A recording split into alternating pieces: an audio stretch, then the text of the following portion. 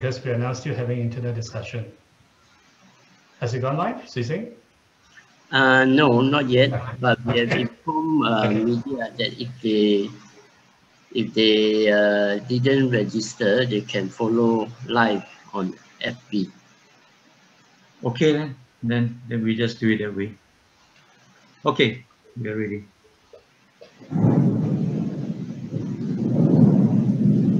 So we go on live. Yeah, go. Okay, Adi. Recording in progress. Hi, welcome to this press conference. I want to thank all the media personnel who are present and also members of the public who are following this online press conference by the SID community for a professional parliament. Now, you may be wondering, what is this SID community? Is it a new coalition or NGO? No, not Not yet really. live. Belum live. Adi, Ya belum ya. Just setting. please go on live. Right,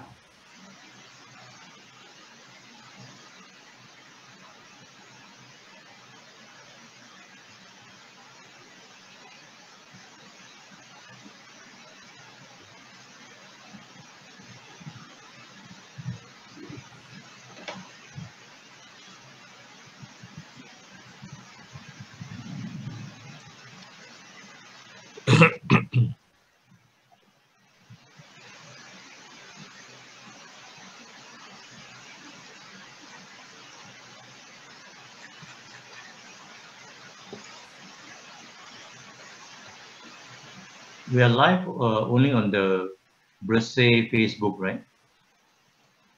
We don't cross post to anyone else.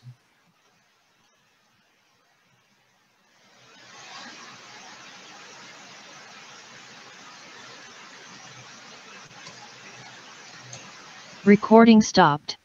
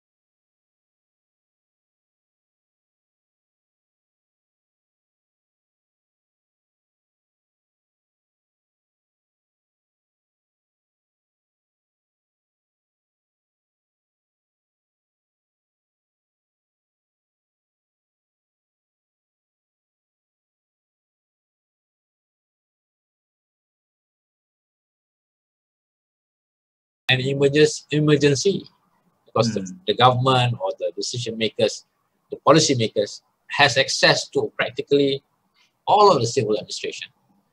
I remember Magaran was, the district officer in those days was very prominent. Right? That's the head of the civil administration in the district. And he has the whole, he has the whole range of people. He has the police, he has the medical guys, everybody, information guys, everybody at his disposal. And so this is, anyway, it's sad, but anyway, crisis management. Maybe Tan Sri, later you can bring up this point to drive home why it is important that Parliament should be functioning and everybody should be on board in this handling this crisis. It's in my notes, hopefully. But you know how notes are and how politicians are. They may not refer to their notes and go off tangent. Anyway. Okay. Hey, what's going on? We can't go live.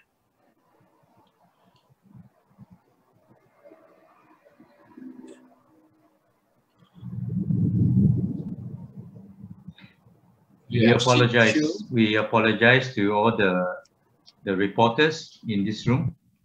They kept waiting. I think there was some miscommunication.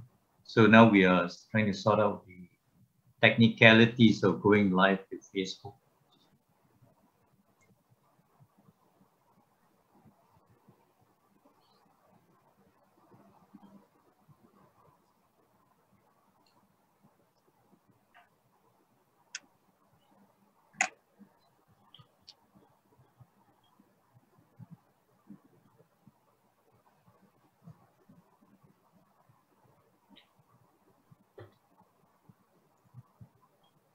So I will be introducing the different members of the SEED community, the NGO and the think tanks. So if you are representing your NGO or think tank, you could keep your camera video on so that we can at least see you. And perhaps we'll be on a speaker view. So say a few words, say your name and the name of your think tank so that you will be featured in the video, if that's okay.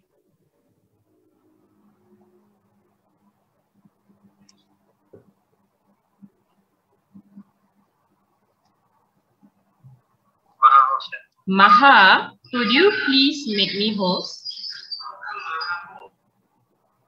How come Maha become host? Yo. She got her plates very full today. Don't be a host.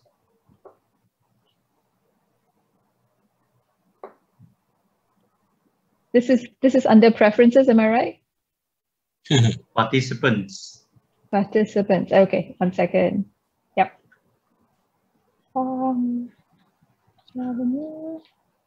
23. Okay. Change host. Thank you. All okay, Lavanya? Okay. Okay.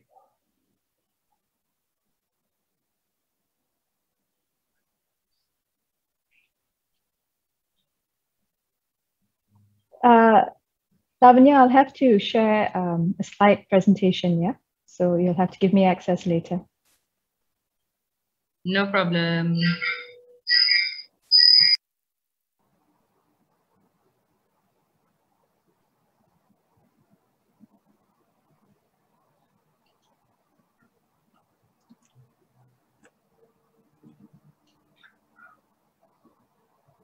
Technical problem.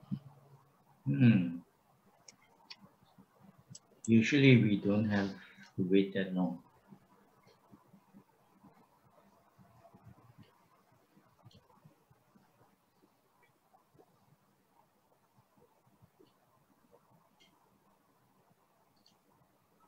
You got jammed, did it?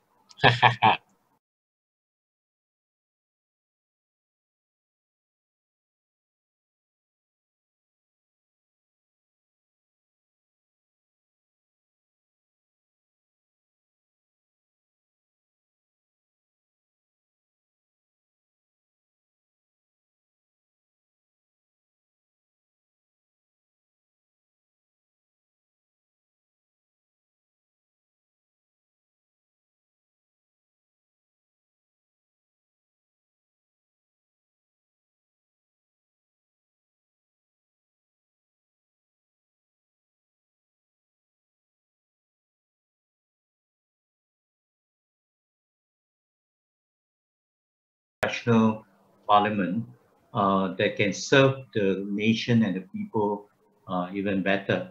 So Sikh community is a network of individuals who are active in civil society, think tanks and academia, and we work towards this professional parliament so that parliament can facilitate healthy policy competition between parties. And with us this afternoon, some of the members of the Sikh community. So let me introduce. First of all, my name is Thomas Fan. I'm the chairperson of PERSE 2.0, a member of the Sikh community. And with us today is Tan Sri Syahrial Abdul Samad, the chairperson of Bait Al-Amanah think tank, and who is also a member of the Sikh community, and also Tricia Yeo from Ideas, CEO of Ideas. You want to say a few words, Tricia? No, just good afternoon, everyone, and very pleased to be part of the Sikh community for professional parliament. And thank you to everyone who's been working so hard on the output today that we're going to share. Yes. And also we have with us in Sikh community, Agora Society, and with us is Dr. Lim Chi Han. Chi Han, if you could say a few words. Hi, good afternoon, everyone. I'm Chi Han, a member of Agora Society. I'm here later to present you some survey results of this interesting study to showcase why we are here today. Agora Society is a network of public intellectuals and activists. We are all for good governance, and for that to happen, we need our parliament. Yes. Thank you, Chi Han. And also with us is Engage, an NGO that focuses on electoral reform and human rights. And the chairman of Engage is Professor Wong Chin Huat. So Chin Huat, if you could say a few words. Hi, thank you. Thanks, Thomas. I'm from Chin Huat. I'm Chin Huat from Engage. Engage is very proud to be here. And together with me is my colleague, Kok Lee. Thank you. Hi, Kok Lee. Yeah. And we also have part of the Sikh community, Pusat Komas, and we have Awang, I believe, with us from Pusat Komas. Yeah. Hello, everyone. I'm Awang from Pusat Komas. We work for against racism and non-discrimination, and glad to be here and looking forward to hear from Chi Han and Maha as well. Thank you. Thank you, Awang.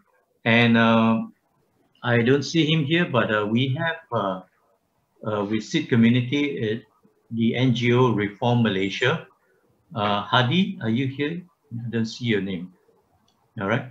But so these are the organizational members of Sikh community. We also have with us some individuals who are also committed to this process.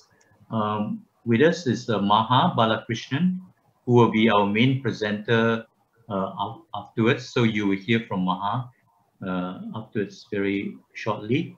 And we have academician Ooi Kok Hin, who is not present with us, Professor Terence Gomez, and also Kenneth Cheng. These are representing themselves in their own personal capacity. So we are basically a group that came together not too long ago with this very clear focus that we want to see how we can help our parliament become more professional. And one of the first projects that we have taken up is this survey on the the implementation of the National COVID-19 Immunization Program of PIC. And what we want to do today is to present to you the result of this survey that we conducted among the members of parliament of the Dewan Rakyat. But before we go to our main presenters, I would like to invite Tan Sri Syahrial of Bait Al-Amanah to just share with us a few words on why we are doing this survey. Over to you, Tan Sri. Thank you, Thomas. Can you hear me? Okay. Anyway, I'm chairman of Bait Al-Amanah, and similarly, as my real motivation is actually because I'm a former member of parliament, and I have been a member of parliament for too long, and I think parliament interests me a great deal, and therefore this is the reason why Bait Al-Amanah is involved in the many issues regarding to parliament, as well as other redesign or reform issues. Anyway, as regards the survey, first of all, we are happy, in fact, that we have been able to get a cross-section, a very good cross-section from at least one member of parliament from every state, which means, and there are 4 of them, I think, 4 states, which have got just one. But what has happened is that the members of parliament are representing themselves. They're not being asked to represent their party or their position if they have positions in government. So they are merely responding as members of parliament, looking at what's happening during that period of 20th May to the 12th of June, which is really in the thick of it. And I think nobody disputes that we have a crisis, which is global, local, and pandemic COVID-19 is one crisis. Managing it is managing a crisis. But at the same time, like all crises, and especially today, we are inundated, we are flooded with information. Information is, it can be half-truths, outright lies, and maybe facts, right? And it is managing a crisis in this modern time that requires the extra effort at managing information, managing facts, managing data. Parliament, as I understand parliament, and as is where facts, data matters a lot. And therefore engaging parliament to be that disseminator of facts and data, to distill all the discussions, the facts and data among themselves first, and then they represent or communicate this information either through their own means or because it's televised live and or reported through the mass media, is how it will help the management of a crisis. That's why maybe people, people may not see how important truth is to parliament, right? You know, there is a standing order in parliament that says that no member of parliament, no matter who, can mislead the Dewan Rakyat. It's so important to us. And of course, you see, people like to see the arguments, the tantrums and so on. But a lot of work is done in spite of all that. And the most important work is distilling the information which we are overloaded with. And the role of government to listen and also to offer information. And the members of parliament to listen and also to offer their understanding, and maybe, and through that debate, distill what are the facts and data which is necessary in managing a crisis. And when you manage a crisis, the most important thing is you have got to get people on your side. And without parliament involved in this process, then the people will wander around in this abyss of information, in this flood of information, misinformation, and so on. And sometimes, as been seen by the AstraZeneca issue, government also can make the wrong information just basing on the social media, because it was thought maybe nobody wants AstraZeneca by reading what's happening in the social media.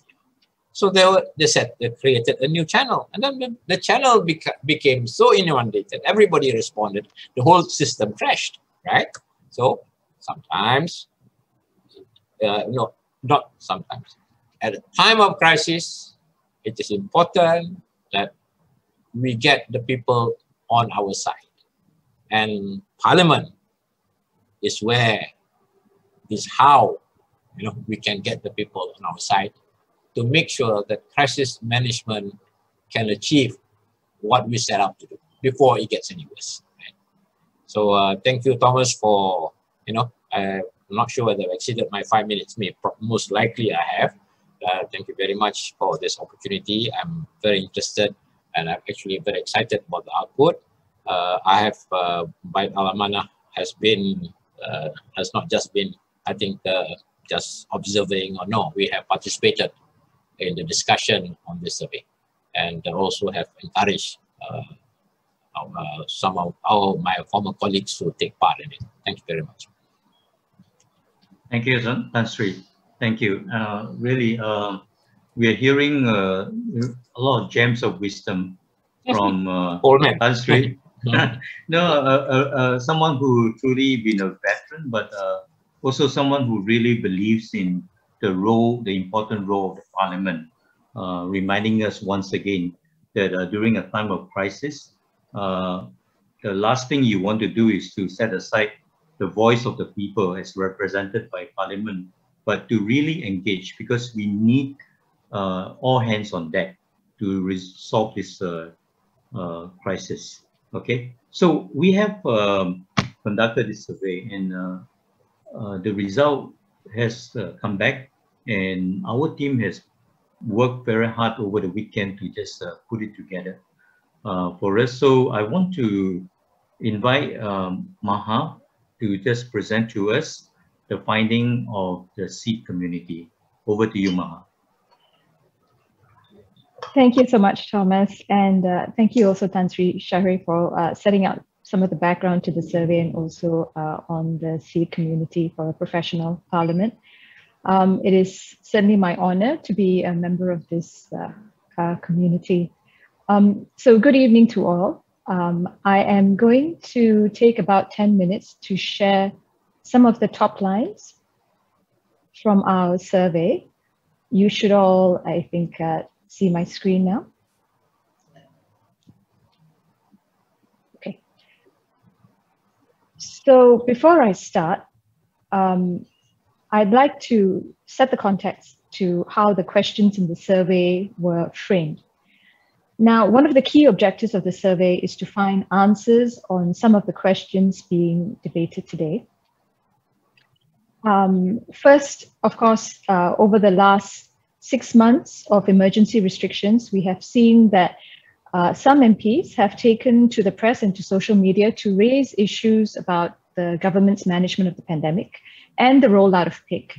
There have been complaints not just from MPs on this, but also different segments of the public about issues such as the impact of the pandemic and its management, the lack of information, the lack of transparency, problems with the vaccination process, challenges faced by MPs and local leaders on the ground to help their constituents, MPs being shut out of access to information and involvement in the PIC rollout, even when it's within their own constituency. But what we don't know is whether these problems are faced by only a handful of MPs in a handful of constituencies, or whether it is something that is being faced by many MPs in many parts of the country. Now, normally, Parliament is how we would find some of these answers. Through proceedings in Parliament, we would know if these problems are widespread, and also the government would be compelled to address those issues at that avenue, as Tan Sri Shahri pointed out.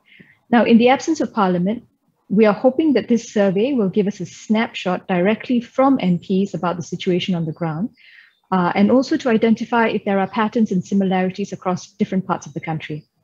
So that was the first point that we wanted to focus on. Now, the second point that we wanted to focus on, the second question, is to understand what exactly is the role of an MP during a national health crisis such as this. So again, the shutdown of Parliament effectively means that the government has full control over the management of the pandemic and also of PIC. There no longer seems to be a structured platform for MPs to debate government policies and to scrutinize how these policies are being implemented. So this may lead to the perception that MPs are actually irrelevant right now, irrelevant in this national health crisis. So the survey enables us to discover whether this is true or not. So going now to the top lines. Now I will just touch on a broad overview of the survey results. My colleague, Dr. Lin Chi-Han, will go into a more detailed discussion of the data. So first point to make is the survey participants. Now, this survey managed to successfully obtain 58 responses, so from 58 MPs. As Tan Sri Shahriar pointed out, these MPs come from every state, including Sabah and Sarawak. They also cover urban, suburban, and rural constituencies. Now, the MPs who responded to the survey come from 10 political parties and also include some independent MPs. But again, as Tan Sri Shahriar pointed out, the partisanship, political partisanship or party partisanship of the issues under this survey are not of concern to us. So we are not focused on party positions. We are focused on the experiences and the observations of individual members of parliament vis-a-vis the work that they're doing and what is occurring on the ground in their own constituencies. So the first point that we discovered from the results of our survey, MPs are critical to the COVID-19 management process. Now, all the MPs who responded to this survey were unanimous that they play a critical role in the national COVID-19 immunization efforts. All 58 MPs agreed that it is critical for MPs to be able to obtain information from and to provide feedback to the government in order to ensure that PIC is successful and that it is implemented and executed to the public benefit. Also, all MPs currently are working very hard on the ground within their own constituencies to assist their constituents in accessing PIC and also to generally manage the impact of the pandemic. So some examples from our survey results, 95% of the MPs who were surveyed undertake activities relating to communication of information on PIC to the public. 79% of the MPs are involved directly in the immunization registration drives. Chi-Han will, I'm sure, touch on some of the other factors that we found, other factors of involvement of MPs. Therefore, what comes up very clearly from this survey is that MPs are vital as a channel of communication between their constituents and the authorities, because MPs are able to act as a dual communication channel regarding the problems and the obstacles on the ground that are hindering the national COVID-19 immunization efforts, but also in relation to the problems, just generally speaking, in the management of the pandemic. Apart from this, MPs can also play a vital role in the PIC delivery process. So it's not just a question of communication and information, but MPs have access to networks on the ground. MPs know the terrain, they know the communities, and it was very clear from the free text results, free text responses to our survey, that MPs play a very important role in at least being able to communicate and perhaps even solve some of the logistical problems on the ground in relation to the rollout of PIC. Now, the second clear finding from our survey is that currently MPs are not being provided a structured, transparent channel of communication with authorities regarding PIC. Sorry, there was a bit of an echo. I'll just repeat that, yeah? So the second clear point, clear finding from our survey is that MPs are not provided with a structured, transparent channel of communication with the authorities regarding PIC. Now, 81% of the MPs say that they received insufficient information or not enough information at all on PIC to be able to answer their constituents' questions and to adequately respond to their constituents' needs. Now, this is particularly experienced by MPs from urban and suburban constituencies, but also includes a small portion of MPs in rural seats. However, I must say that our percentage of responses from MPs from rural seats are a small sample size. apart from the lack of sufficient information, even when MPs were invited to attend government-led briefings on PIC, even those MPs ultimately still say that they are currently operating under a situation where they are receiving insufficient or not enough information from PIC. Apart from the issue of information, there also seems to be a lack of consistency and a lack of a structured and constructive and cohesive mechanism of including MPs within the rollout process, within the implementation of PIC and the immunization program. Only a minority of MPs, 24%, said that they were included by the government in the process of implementing PIC and in providing feedback on PIC. The 76% of MPs who say that they haven't been included comprise really MPs from urban, suburban, and rural communities.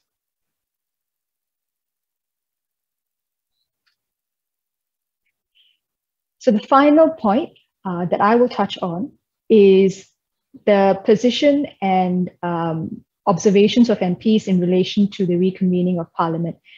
Now, all 58 MPs were presented this option, whether the reconvening of Parliament is seen as a necessary contributing factor to improving the implementation of PIC and the National Immunization Strategy.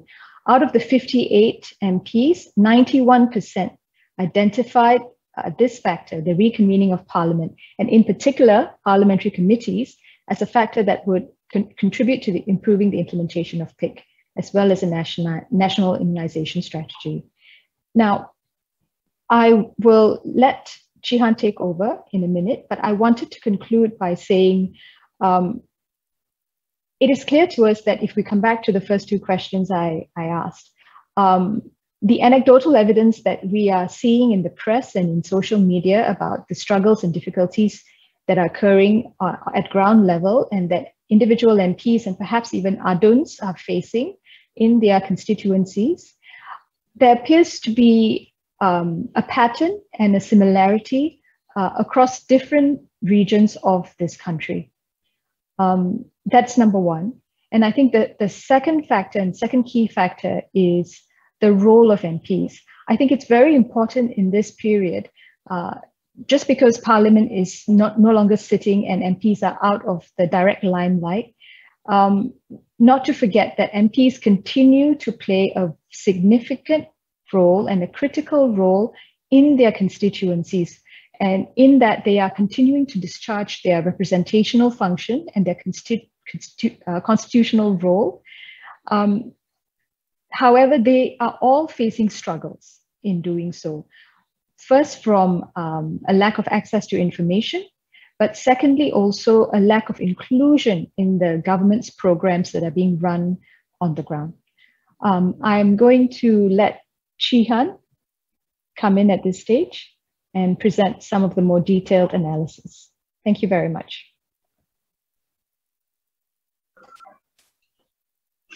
Okay, Jihan, go ahead. Thank you, Thomas, and thank you, Maha, for opening up and giving this statement. You can also refer to our press statement in full, but she has presented the findings in completely in words, and then I think I'm just a numbers guy. All right, let me share my screen. I hope the host can allow me. And thank you, Tan Sri, Cheryl, and Thomas for opening up, introducing this SID community, which I'm part of. I'm very proud to be here, and then I think we have a great mission to do. All right, let me share the screen, if I may.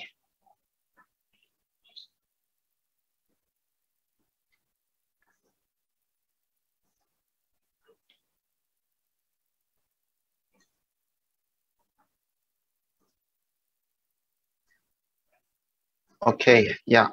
Hi, everyone. Yes. So I'll present the statistic in greater detail. I'm part of the team that analyzing this result. Hopefully, we can invite more questions later about this finding and what we can interpret from the results. So from the 58 MP respondents, we actually have a more predominant response from the urban MPs. They took 62% and only 10% from the rural side. For this data, we would like to credit to Danish for providing the information about this urban, suburban, and rural divide.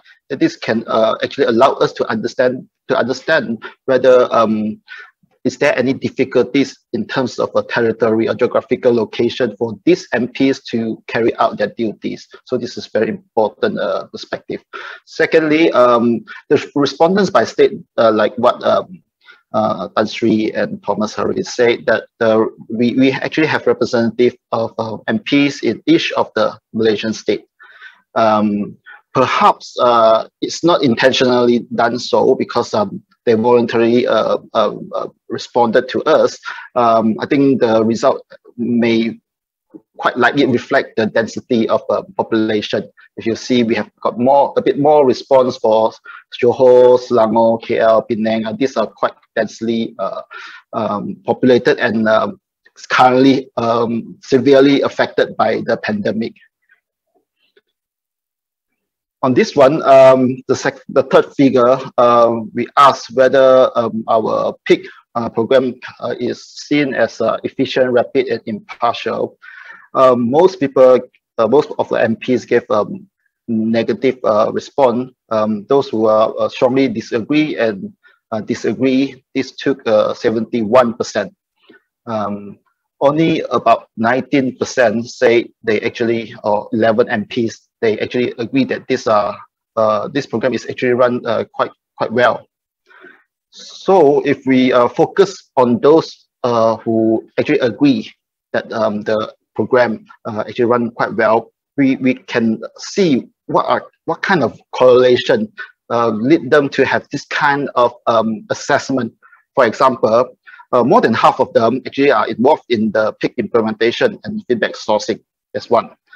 And then more than half also feel that the information is enough, and it's over 80% of them actually attended the PIC briefing. I would think that's the source of information that actually informed them. They have enough of the knowledge about this program. Therefore, they feel confidence about this immunization program, and they know how to give feedback. They know how it's been done to implement. So I think this is a kind of a signal for the government to reflect on, because if you can give more information, you can involve the MPs more, most likely they will agree with your program.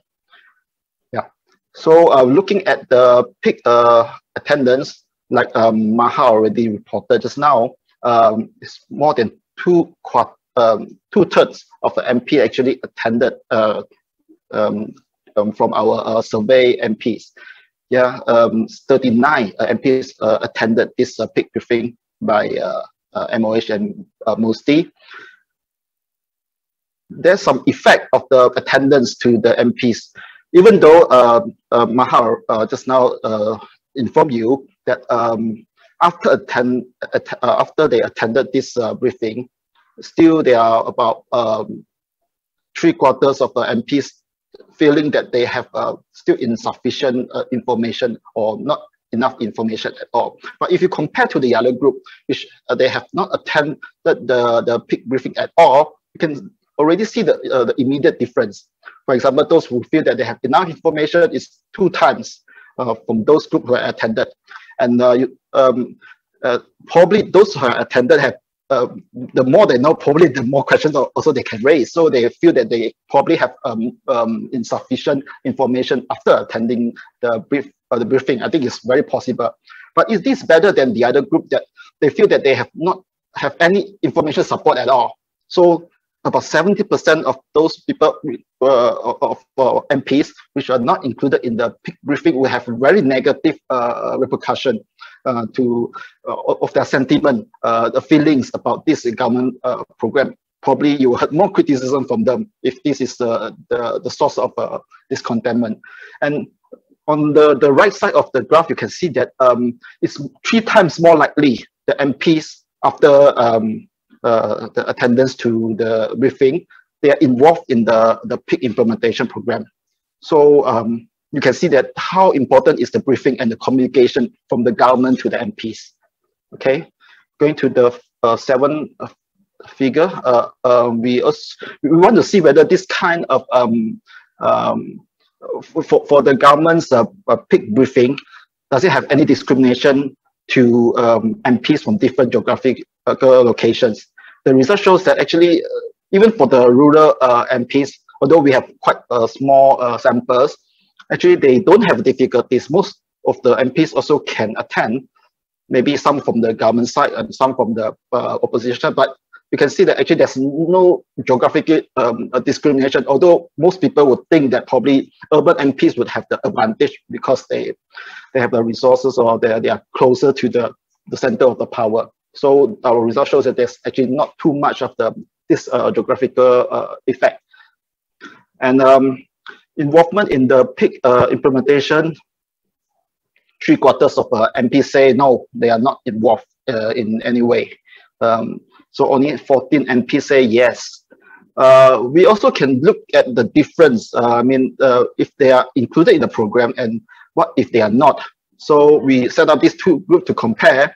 So we found that those who are involved in the program, more than 80%, actually 86% of MPs actually they attended the PIC briefing, compared to the other group is only 60%. That means if they have attended the PIC briefing, more likely they will get involved. Yeah. So for the other 2 kinds of response, you can see that compare these 2 groups, those who are involved in the program will feel that they actually, this program, the PIC program is actually efficient, rapid, and impartial. It's 4 times more positive than the other group. And then for the second response, they feel that they have received enough information if they are involved in this PIC implementation. So it's a lot, it's a very big difference for those who are involved to those without. So on the 10th figure, we look at the MP's access to information. I have to say that it's only 19% of MPs feel that they have received sufficient information. The rest actually, they feel that it's insufficient and not enough information at all. Those who claim that they have sufficient information, you can see that they likely to have a more positive view of the PIC program. More than 80% they attended the PIC briefing, and 73% involved in the program.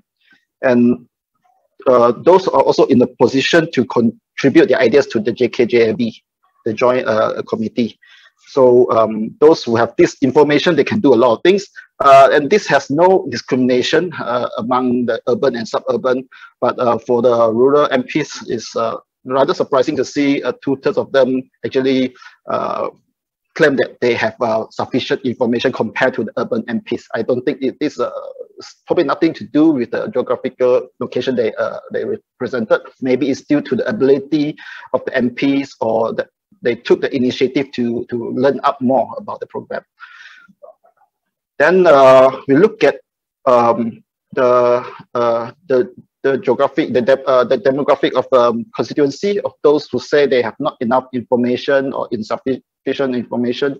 You can see that more than 80% of those MPs we survey among the suburban MPs and urban MPs, they claim that they don't have enough information. So we asked them what are suggestions to improve this program. 31% of them say they want to have this parliament session and select committee meetings. I think it's very reasonable. I think when you have gathered a lot of people together and you can actually disseminate information easier and then invite questions. I think the communication have to be 2 ways. So I think to have them together would most likely will be very constructive. And 93% of the MP responded by saying that you should involve their office and then the service center for the implementation of the PIC on the ground. And not to forget, also invite the NGOs and volunteers on the ground. that accounted for 78%. And everyone actually all agree that they need more information and clarification from the government. So, you know, during this pandemic fight, information and communication is the key to win the battle. So on the our MPs' involvement in peak implementation, 95% of the MPs actually doing their work. They try to convey their information to the public about the immunization campaign, and 79% of them actually launch vaccination drive, registration drive. This is very important because we know that the registration rate is currently a big concern other than the vaccine supplies is not arriving. Even though if you have all the supplies here, but we still don't have enough of people register for the program. And lastly, only less than a third of MPs, they do actively contributing ideas to the JKJLV. We don't know what are the barriers or obstacles for them to do so.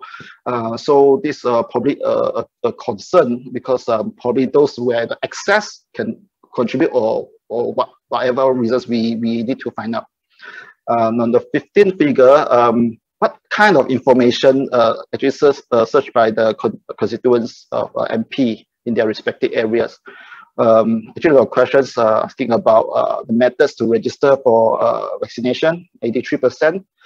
66% asked about the types of vaccine, and a lot more, 88% asked about the vaccination schedule. That means when is their turn? They keep asking because they perceive that the vaccination drive is so slow. And 72% of MPs say that their constituents asking about the side effect of vaccine. And last slide I want to show to share with you is about the complaints often heard in the ground from the MPs. Most of the constituents complain about lack of information, and 85% of them actually don't know, I'm not sure about the vaccination schedule. They don't know when they're going to get their vaccine. Yeah, and 69% of the constituents don't know the way, or don't know the method to register for vaccination. This is a very big problem. If you look at the numbers, it's really high. So many people on the ground, they don't know how to register. How can we boost up the number of registration rate?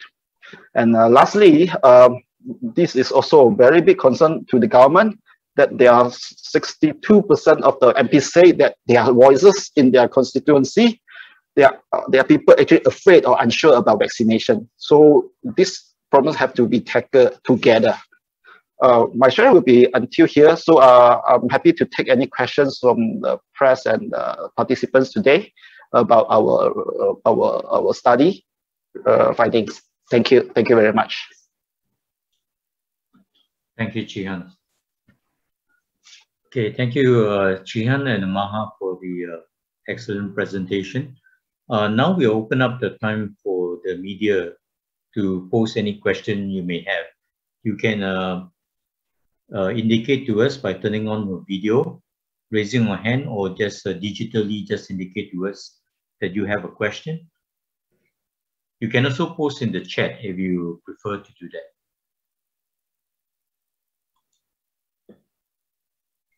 Anyone with a question?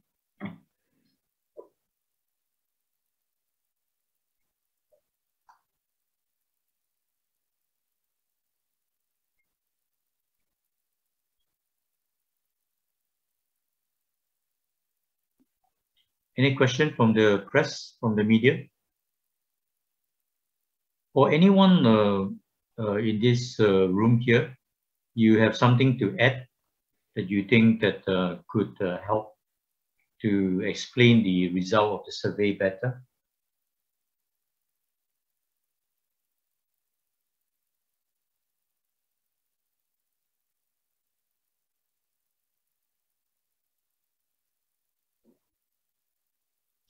Any question on the presentation?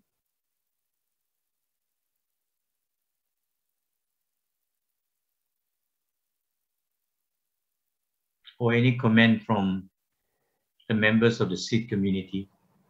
Tan Sri. Yeah, I'm happy with the survey. I mean, I'm happy that you have dived into the data, which is what I would like to. I mean, we have 58 respondents, and I think even so, although it sounds as though the numbers are small, but you have actually identified, this MP said this and so on, which is good. So you analyze their views, rather than whether they are from, whether they support the government or not. But I think you have what? You have 2 deputy ministers. That's how many percent? That's 5%, right? But actually, the positive side is much more than that anyway. I mean, there's some of the responses. So I think good work to both of you. How many of you? There were more than 2, right? Or just 2 of you who did the work? You dived more. Huh? More. I think it's quite a few of us. Oh, good. Because you dived into data and then you helped analyze it. Thank you. So it was the team that put together and analyzed the thing was Chihan, Cockley from Engage, Maha, and also with the help of Danesh Jako from Tindak Malaysia, who is not in this group. I think Ben, you may know, yes, had a crisis. Not a crisis. Yes. It was. He said it was a crisis. It would be a very pleasant crisis. He had a baby. Right. But in the putting together of the questions and the contacting of the MPs, everyone in the Sikh community played their part very much. So that is a job well done to everyone. Yeah. Anything? Sorry. I think I see Tricia first. She was unmuted. So after Tricia, Chinwat. Yeah, thank you. I also need to leave shortly. I think to emphasize to the media or the public, anyone watching this, I think the results of the survey just show very, very clearly that the MPs themselves feel strongly that in order for them to play a meaningful role in the vaccination rollout, it is urgent for Parliament to meet and the select committees to meet. So just to reiterate again, I think this is something that many of our organizations have stated time and time again, that the Agong has said that even during a time of emergency, the Parliament can reconvene. So this is just to emphasize that it is really time to bring in as many sectors of society as possible. I think even the government and many various advisors have said that not just now, but last year, this is the time for a whole of society approach. And if not during a public health crisis such as this, then when can we bring in all the voices to the table? And I think also from an economic point of view, we really are facing this crisis. And if we don't get the PIC program right, the vaccination rollout right, we can never return to any sense of normalcy because the economy will suffer. We can only hope for normalcy to return when there's no lockdowns, when the majority of the population is vaccinated. And I think the frustration really stems from that the vaccination rollout has not been proved to be as efficient as it could be. But we also understand there are problems with the supply of the vaccine. So I think we also need to place a cable. Yeah. So that's all from me. Thank you very much. Again, thank you to Maha, Chihan, Cockley, and Danesh, who's not here, for working on all of this. Thank you, Tricia. Chinwat, you got something to... Many people are looking at the government failure in managing the pandemic and economy, putting their attention at the top, asking whether it's a prime minister that should be responsible, or changing the prime minister can have a different outcome. The survey reminds us or underlines an important fact. One reason why our crisis management has been so chaotic, with so many policy blind spots, and therefore public outcries, and then follow up with flip-flopping is because we have a very narrow base in policymaking. We have 220 existing MPs now, but only 64 are actively involved because they are minister or deputy minister. The rest, even government backbenchers, are left out in one way or another. There are people who have been complaining that why MPs are not having their salary cut because they are not working. I think this way help us to shed light on the real issues. Our parliament has always been denied from becoming a full-time and professional institution. It's largely an amateurish and part-time club because it meets only around 2 months in a year as compared to nearly half a year in UK and Canada. And you can see from this survey that many MPs who want to do more. They want to contribute, but they are not allowed to. They're not allowed to, not only because the whole parliament is prohibited from meeting, but even select committees are not allowed to function. And for a select committee to function, you need basically a Zoom. Can anyone tell us how can the COVID-19 break social distancing if we have a Zoom meeting like this? It is completely ridiculous and irresponsible for people, for those who are in charge of the parliamentary affair to deny our MPs from making their meaningful contribution to a broad-based policymaking. This is what we need. We hope this press conference convey the message clearly. Don't blame the MPs when they were denied the opportunity to do their job. We need to demand a professional and full-time institution starting from the reconvening of the parliament with the setting up of more, by more I mean 20 or over, parliamentary special select committee so that every ministerial portfolio will be scrutinized by one parliamentary special select committee, and every MP who is not a minister or deputy minister will sit on at least one of such committees. We need to change this. We should not let the 16,000, that's the monthly allowance alone, on every MP every month to be wasted. And don't blame them. Don't talk about cutting their pay. What is important is to make sure we get what we deserve. And I hope this message will be conveyed and echoed by Malaysians everywhere so that in the consultative process of party leaders conducted by His Majesty the King, and in the discussions of the Conference of Rulers on this Wednesday, that emerging national consensus that the emergency must be lifted and the parliament must be reconvened with empowered with adequate select committees gets carried out. Thank you. Thank you, Professor Wong. Maha, you got a question, first comment. Yes, I do. I wanted to follow up really on what Tricia raised and also that Chin Huat talked about the importance of reconvening Parliament. And I wanted to explain a little bit further about why that is so important. What is the loss that MPs actually feel and face when Parliament is suspended? Why are they clamoring for it?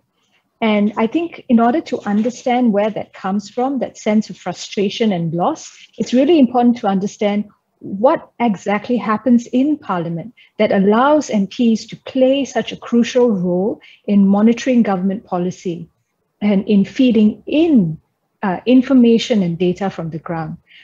first of all, we all understand the impact of select committees. That is perhaps the one type of parliamentary procedure that people mostly focus on because it is very powerful.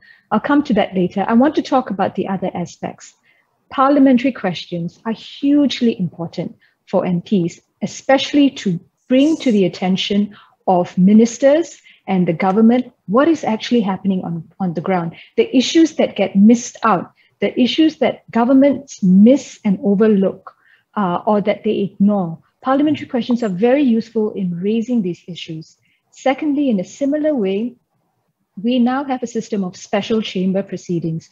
And in that process, individual MPs get to sit the minister or the deputy minister down and get very detailed answers about issues that are very specific to his or her constituency. These two procedures now are completely gone.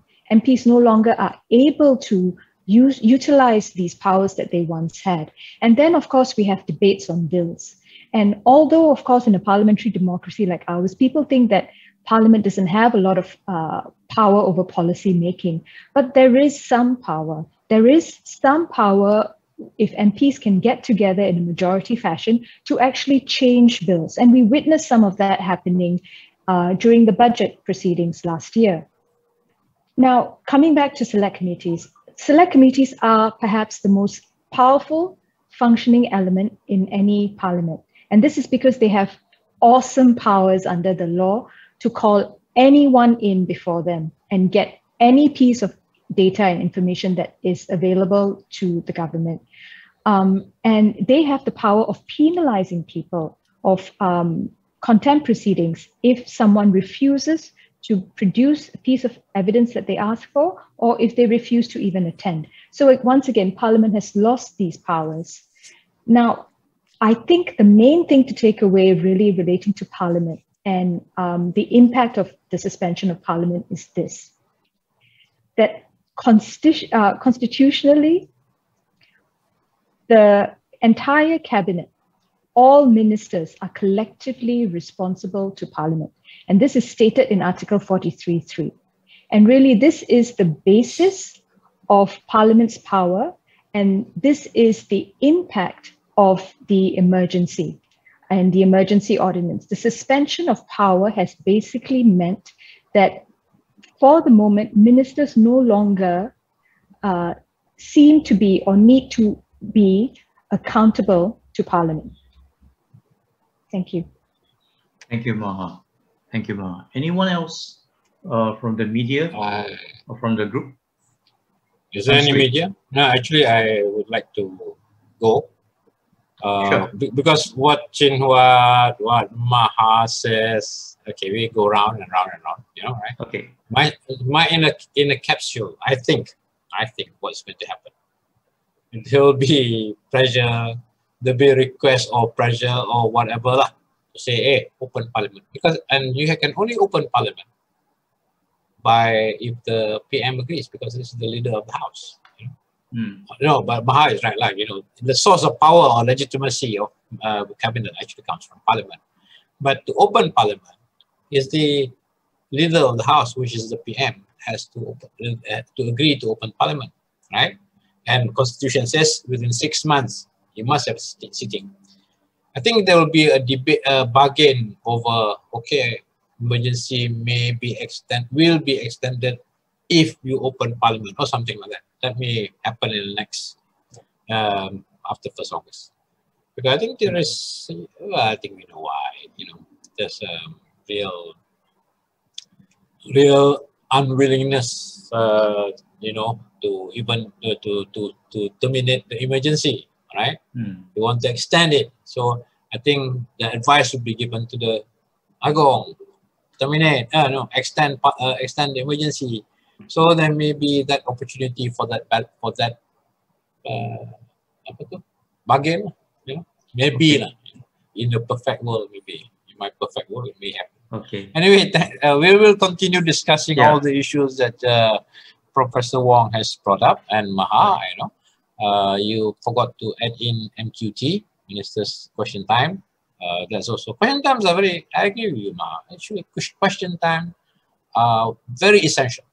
And of course, the principle is that you don't ask a question if you don't know the answer, because otherwise you're not going to be able to ask the supplementary question, right? But anyway, it's very important. And I thank you very much, Thomas. Okay, Shihan, I will bring. Thank you very much.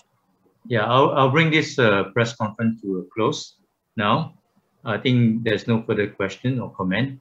But I think just to sum up, the SID community for professional parliament with this survey concludes that getting the feedback from 58 MPs, the conclusion is that the MPs on the ground are eager to, they want to contribute to resolve this crisis. I think like any crisis, we need all hands on deck. You know, we are going through probably the storm of our life as a nation, and it could get worse.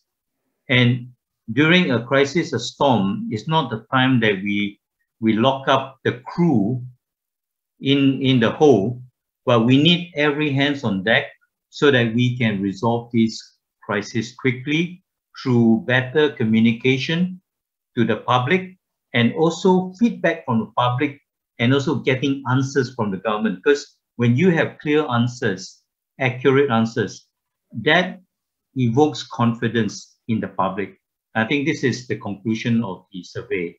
And we thank you for your participation, your attendance this afternoon. Goodbye. Chin Huat. Very quickly, I just want to read out a message. Text to me by Jeannie Lim, the Adun of Machap Jaya, Melaka. She registered her dissatisfactions that Aduns deny meaningful participations in the vaccinations effort. Her constituency service center has held 150 members of the public to register for vaccinations, but they later discovered 50 of them were not found in the portal. There's a lot of issues need to be improved, and like MPs, but these are state lawmakers, they were even given less chance to be participating. Thank you. Right. I think it's clear that the result of this survey also would reflect the sentiments of the State Assembly persons on the ground. Everyone is needed to be involved in this management of this crisis, including the adults on the ground. So thank you very much for your attendance. So we bring this press conference to a close now. Thank you.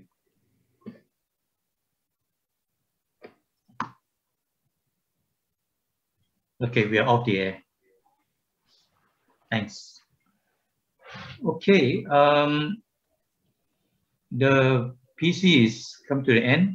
We will send out the press release, the report, and also the slides to all the media outlets. But if you want, it's also in the chat. You can just click on the link and download.